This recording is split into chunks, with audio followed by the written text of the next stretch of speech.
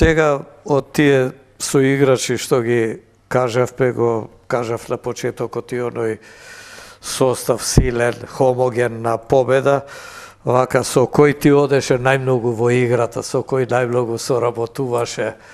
За кој прво би го кажал јас. Акции имаше така заеднички. Составов би го кажал, што за мене од кога памтам од мало дете, од кога што сум одел на стадион, би ги помешал повеќе генерации, меѓутоа идеален состав како што бараат новинариве, вика Истатов, Мечев, Конески, Дрвошанов, Николовски, Арсов, Манески, Магдески, Глигоровски, Живко Ѓорѓиевски и Митрев.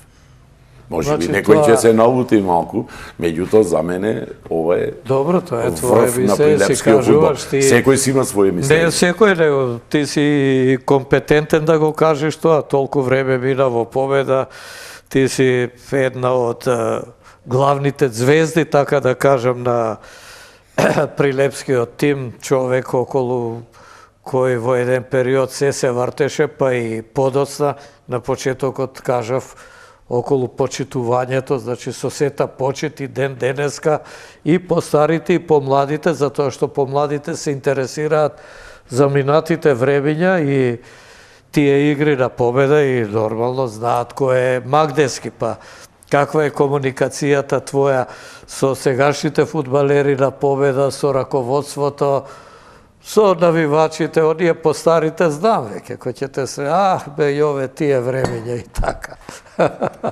13 години траеше фудбалската кариера. За тој временски период имаше дефиле на играчи, имаше и дојдени многу од Скопје, меѓу другите беше и Паличко, кои ги носеа на некој начин да се створи конкуренција. Меѓутоа, осмицата за тие 13 години не успеа никој да ја земе. Кога заврши кариерата, ме ставија како тренер на младата екипа на Победа. Работев со нив 2 години, одбрав 28 деца и од нив 22 заиграја за првата екипа, кој повеќе, кој помалку, а другите 6 беа во 11 октомври или во другите помали екипи во градов. Меѓу тие играчи кои што беа се Стојковски, Тони Наумовски, Дарко Крстевски, сегашниот тренер, Николче Здравевски и да не ги бројам, има ред други. Да, тие стана стандардни после. Стандардни по нашата екипа во тој временски период, екипата што ја направивме, заедно со Миле Николовски и со покојниот Крстевски, во ствари двајцата се покојни, тоа беше една екипа и една досетка, да ви кажам, игравме исто така, не се сеќавам дали со Воштовачки или со Рад во Београд, и успеавме да извадиме некој така добар резултат. Беа Топлак и Тирнанич и вика, јове, ко се брие у твоји екипи? Само ја, викам, мајстор. Просечна возраст на екипата беше 21,5 во таа трета лига. Млад состав. Млад состав. И меѓу другите и Дарко Крстевски успеа да стигне и за репрезентација, отиде и во Звезда и успеа да го дигне пекарот во Токио. А колку време ти работеше како тренер во Победа? 2 години кажав дека бев тренер во младата екипа на Победа и 5,5 години бев како шеф на стручен штаб. А помошници ми беа моите бивши тренери Крстевски и Мицко Николовски. Да, очекуваа многумина да продолжиш со тренерската работа, но не се случи тоа. Не можеш, јас бев и на факултетот за фудбал во Скопје, одевме 3 години, меѓутоа таму немаше уште еден доктор по фудбал и не можеше да се земи диплома. Требаше да се оди во Нови Сад и не знам каде таму и затоа не наставив со тоа. А напуштив за да дојди вистински професионалец. Не дека ние непрофесионално работевме. Може би повеќе од тие професионалците што доаѓаат, меѓутоа, кога ќе дојди професионалец, се обезбедуваат подобри услови за играчите. Да, ти не сакаше професионално со фудбалот, односно целосно да се посветиш на фудбалот. Тоа на играчката кариера едно, тренерската одработи 2 години со младите, 5,5 години Мислам дека е предовол. со сениорскиот тим и даде и тогаш голем придонес за афирмацијата на победа и одржувањето на тоа ниво што го имаше екипата.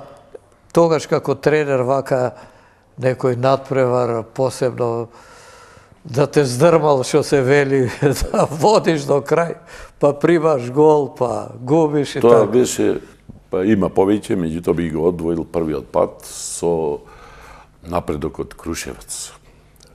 Тоа беше бити или не бити, предпоследен надпревар што се играше во Прилеп. Во случај да победа победи, имавме шанса да останеме во лигата. Фактички јас дојдов победа да биде 90% испадната. Тие се бореа за влегување во тие 4 екипи горе, За а прва ние, лига. ако изгубевме, следно си е раскрив кариерата, никогаш повеќе да не настава. И се играше 88 минута, резултатот беше 0-0. Имаше бек Радевич од Прибој, не знам од каде беше, и викам, дај бе со таа левата твоја нога, направи еднаш нешто добро. А ова се случуваше до боксот, кај што седе тренерскава екипа. Ја центрира топката и Тодоровски играше за победа во тој временски период од Вардар, кај нас беше, ја промажи топката со глава, го удри во рамо и заврши во мрежата. Среќа. Тоа е една, стварно, имав еден позлатен сад поклон и го скршив од таравата.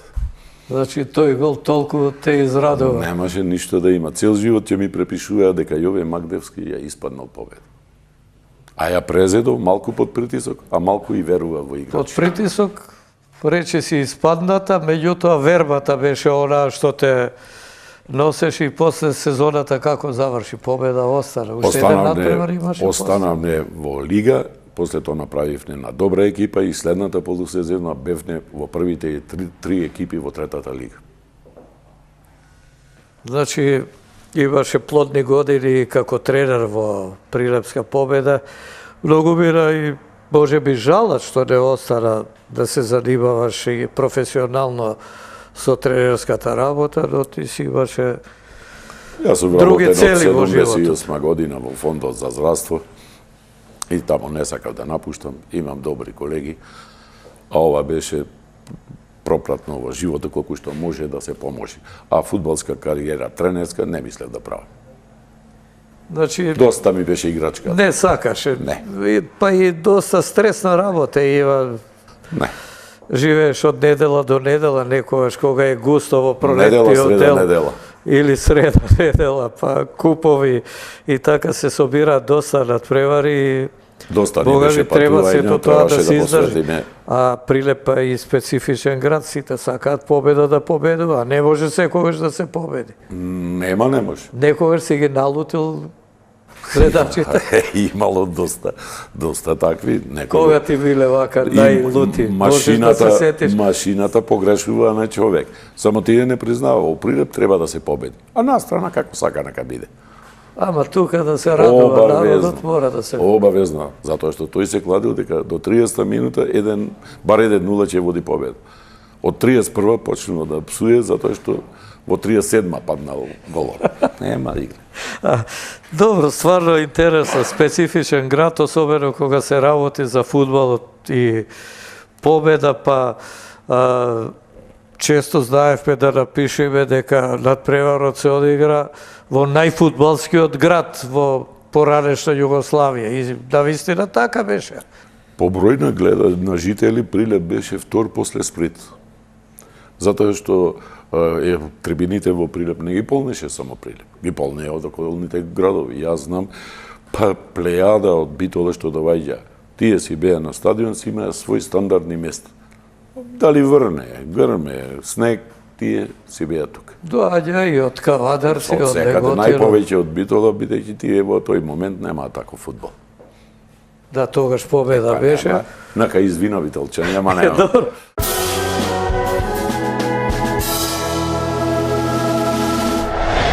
Ај нешто за таа конкуренција Битола Прилеп, кажи ли. Имаш ли некој надпревар со Пелистер, така што бил Па имало интересен доста да извесен? надпревари, скоро секогаш завршуваше резултатски во наша корист, посебно во Прилеп. Само една година се случи под притисок на судијата, под притисок на други работи, да успеат да не победи Пелистер.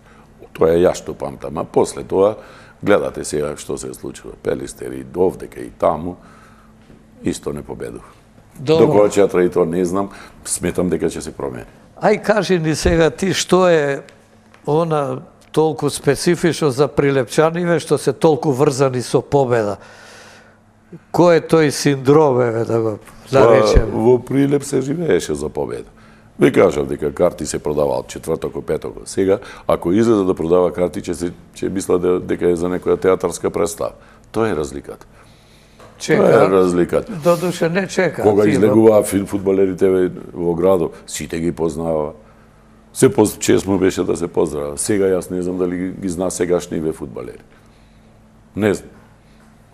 Тоа е многу интересно, таа љубов. Сега има и други клубови во другиве градови. Народот во тие градови, жителите се врзани за клубовите, ама овде некоја посебна симбиоза има. Прилепчанец и победа. Многу временски период помина, победа абстинираш од првата лига македонска. И затоа е донесено до овај ред. Ако се случи, а верувам дека перспективно ќе се направи подобра екипа, не ги оспорувам и сегашните квалитети, меѓутоа абстинирањето од 7-8 годиници го чини своето. Да, мислиш дека ако се стабилизира, ќе се врати таа иста љубов и поврзаност меѓу победа и навивачите? Па има типичен пример, кога се играше предпоследно кола, кога требаше да се верифицира пасошот за прва лига во Прилеп, ги имаше 7.000, што не се случило за овие 80 години да ги има, и публиката навиваше од се срце. Победа со 1-0 победи, меѓутоа се пласира во прва лига. Кога играме во понизок ранг, се собираат толку играчи што би било победа кога би играла со добар тим да се пласира меѓу првите 3-4 кои што носат излез во Европа. Во Европа да оди победа, овде ќе биде Како што беше со Парма, кој да дојде, Перуџа, пол така ќе биде стадион. и сега. Да. Добро, тоа беше вака едно твое кажување за твојата кариера, за победа. Се подсетивме на некои голови. Ти си себеен човек, ти се уште си на своето работно место, фудбалот вака го следиш од љубов, бидејќи не можеш без него. Пред да разговараме, рече, па шо има Прилеп друго, освен победа? Ето, сега ти имаш фамилија, во фамилијата син, керка, внуци, како одат работи, и ти како дедо, како се однесуваш, дали фудбалски вака веќе ги насочуваш ако се мали? Па, едниот има талент. Двајцата внуци немаат полни 6 години. Едниот, по ова што е досега, има талент за топка, бидејќи на година и пол, кога почна да проводува баравни топки. Тоа е овој малиот што го гледа сега на сликата синот, нашите а другиот е по коли и такви други работи. Можда тоа што не поидов надвор од границите на Македонија, на Југославија, вредеше затоа што ако се оди во таква авантура, може да се остани и да се нема фамилија. Или па фамилијата да биде распрскана. Што да бидеш неженет и на овие години времето да го минуваш тамо. Кој знае каде, а јас ако не излезам во чаршијата, од центарот на градот, нема ден за мене. Тоа секој ден, тоа тие секој дневи и таму се наоѓате старите, бившите фудбалери на победа. Бивши, сегашни фудбалери, тренери, а има и од други бранши кои сакаат да се дружат со нас. Да, и малку фудбалски муабети да прават. И сега ти бидејќи беше фудбалер, беше и тренер. Го спомнав е малиот внук. Дали има нешто вака од сега што може да се открие? Шут, некој па ефе, Сега тоа за ножички не зборам, ножички. специфичности е фината, не, али за удаирање на полна топка веќе го имаме совладано на 2,5 години. Значи со залет може да шутира, Може да шутира и мораме да клајме заштита, да ставаме заштита на пенџерина лустерите. и ракуатино, и лустери, и прозорци. Сега сме се уште дома, кој ќе почнеме да излегуваме, тоа ќе биде друга работа. Одиш на надпреварите на победа. Одев додека се играе овдека. А сега со ова што се реновира. Добро, еве теренот готов е, победа се враќа Па и треба. на своето огниште и сигурно Па и треба. ќе биде подобро. И тоа значи дека ќе се врати и оној фудбалски жар, фудбалски живот во градот под Марковите кули овде. Па мислам дека ќе направат напор да има некој освежување во екипави со тоа освежување оваа година да останеме во лига, а за следната година може да се планира нешто повеќе, односно излез во Европа. Можда не можеме да бидеме на равна нога со Шкендија и со Вардар, меѓутоа можеме бар да до оние места што носат излез во Европа. Добро, Јове.